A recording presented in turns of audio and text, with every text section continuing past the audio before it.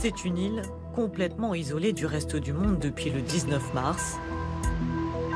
La Nouvelle-Zélande, qui a verrouillé toutes ses frontières, est peut-être le premier pays à avoir vaincu le coronavirus. Aujourd'hui, il n'y a aucun cas actif en Nouvelle-Zélande. Nous avons testé près de 40 000 personnes pour le Covid-19 au cours des 17 derniers jours et parmi elles, aucune n'a été testée positive. Nous n'avons eu personne à l'hôpital depuis 12 jours.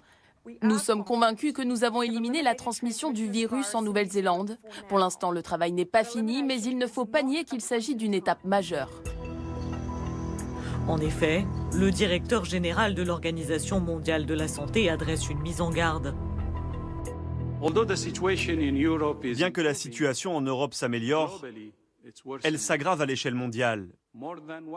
Plus de 100 000 cas ont été signalés par jour au cours de 9 des 10 derniers jours. Plus de 6 mois après le début de cette pandémie, ce n'est le moment pour aucun pays de lever le pied.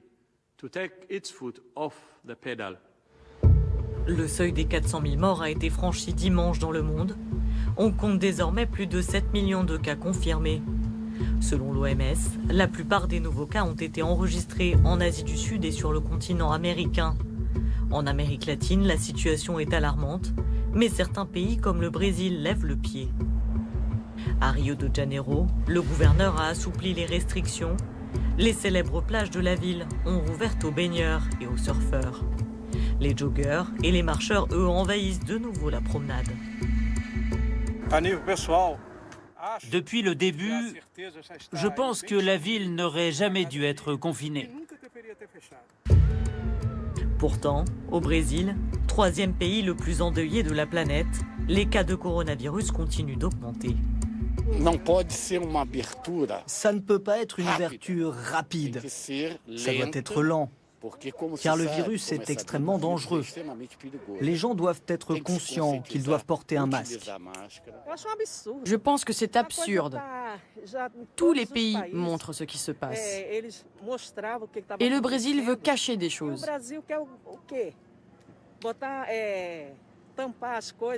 Ne pas montrer la réalité ? Je pense que c'est un crime. Le président Jair Bolsonaro est accusé de vouloir étouffer les chiffres. Depuis vendredi, plus aucune donnée n'est publiée par le ministère de la Santé, après que le pays a dépassé la barre des 37 000 morts, plus que le bilan de l'Italie. Les chiffres ne correspondent pas à l'état d'esprit du pays. Dans cette ville de l'État de Rio de Janeiro, les autorités enregistrent de très nombreux cas. Une opération de dépistage a été mise en place pour les recenser. C'est inquiétant car la population a besoin de connaître la vérité sur ce qui se passe, pour qu'elle puisse prendre mieux soin d'elle. Au Chili, l'heure n'est pas au relâchement. L'épidémie continue de progresser plus lentement. La police est déployée dans la ville. Elle contrôle les permis de circuler des habitants.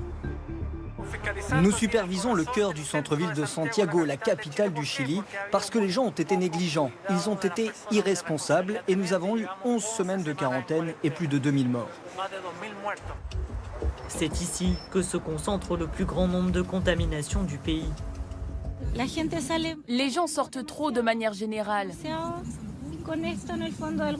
alors que nous sommes dans une situation critique.